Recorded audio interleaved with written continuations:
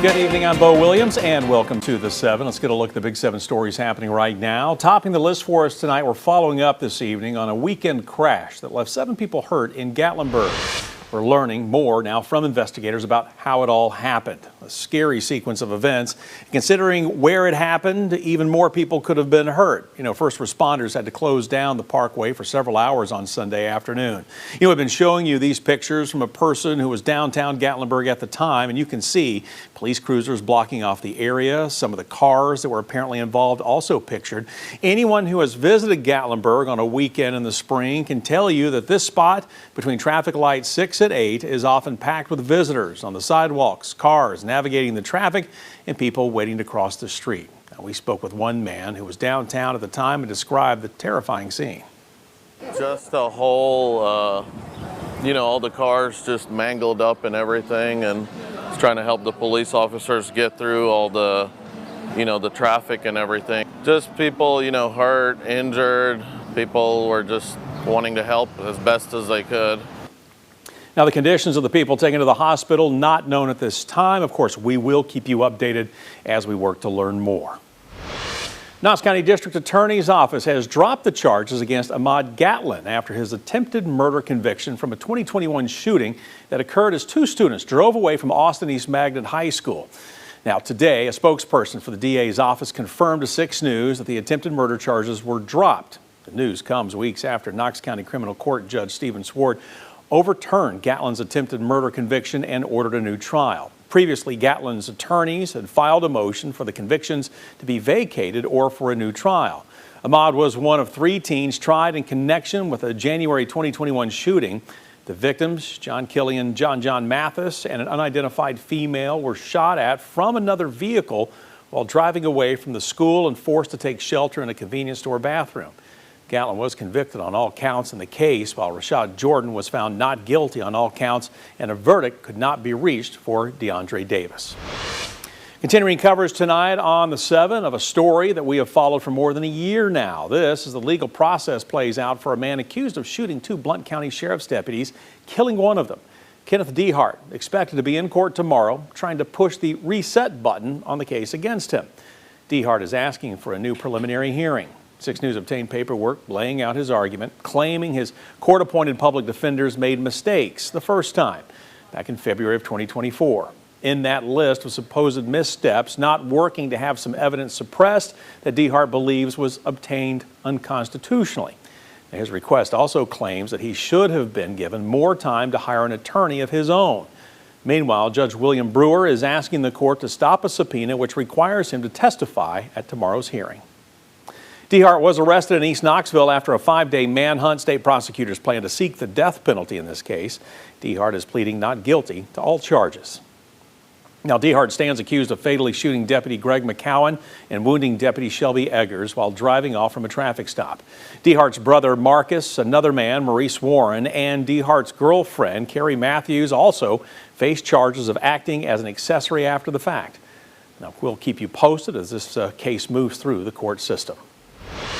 Next for you on the 7, tonight we are following up with the Downtown Knoxville Alliance after several Knoxville businesses announced that they would close. Some of those businesses include Babalu, Sweet Peas Barbecue, Frothy Monkey, and most recently the South Press Cafe.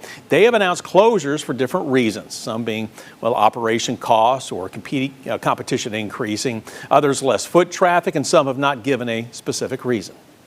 I see businesses closing downtown or Knoxville or anywhere in general. I think there's a variety of reasons going. Obviously during COVID, a lot of it you can explain during COVID. We have seen sometimes that the office workers are starting to return back to downtown, but some of them are hybrid, so they may not be downtown every day like they were before, but honestly, it's been various reasons. Michelle Hummel, who you just heard from, is the executive director for the Downtown Knoxville Alliance. She says the main challenges for new businesses come within the first year they are open. The Downtown Knoxville Alliance has various initiatives to help support these businesses and get them involved in the community. Well, the governing body of college sports says Zakai Ziegler had his chance with the Tennessee basketball team and should not get another season of eligibility. We told you last week when Ziegler filed his suit against the NCAA. Based on the new rules for sharing and earnings through his name, image, or likeness, Ziegler's lawsuit calls the NCAA's four-season eligibility limit an unlawful restraint to trade under U.S. antitrust laws. Now, the anti-trade angle has been key in the fight between the University of Tennessee and the NCAA. In response, the NCAA turns the argument around on Ziegler, saying that his opportunity with the Vols was made possible by a prior student going through what the lawsuit calls, quote, the life cycle of a collegiate athlete. Now, it goes on to say that giving Ziegler another year will only shift the harm to, quote, graduating high school seniors who would otherwise have the opportunity to take his spot, end quote. Be careful driving in the Fort Sanders neighborhood as the milling and paving of streets is now underway this week. City of Knoxville set to mill 9th, 21st, and 22nd Streets between Clinch and Cumberland Avenues, as well as White Avenue. City also plans on milling Forest, Laurel, and parts of Clinch. The City of Knoxville also shared this map of the roads that crews will be working on. There are several roads that are highlighted that were not mentioned. Those roads will be milled or paved later on in the project, but there are quite a few. All right, phase 2 of an effort to overhaul the Western Heights neighborhood breaks ground on Wednesday. Dubbed Transforming Western Heights, about a year ago, we showed you demolition work tearing down old public housing units. Back in 2023, we showed you the launch of phase 1. KCDC says the homes built in that part transforming Western Heights are on track to open soon. Wednesday's groundbreaking event will give us a look at plans for what's designed to be, as KCDC describes it, the town center of Western Heights, adding commercial space and more housing to what's been built so far.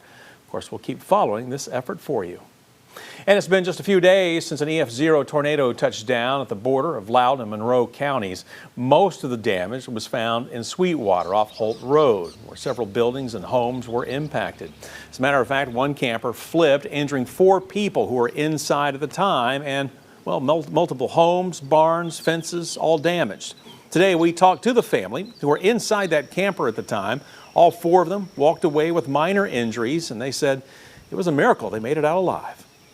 Just by the grace of God that we made it out without, what injuries. My middle daughter, she had a fractured vertebrae in her back, I think, or disc, and the other one, she got a black eye. She got a busted lip and had some stitches, but we're fine.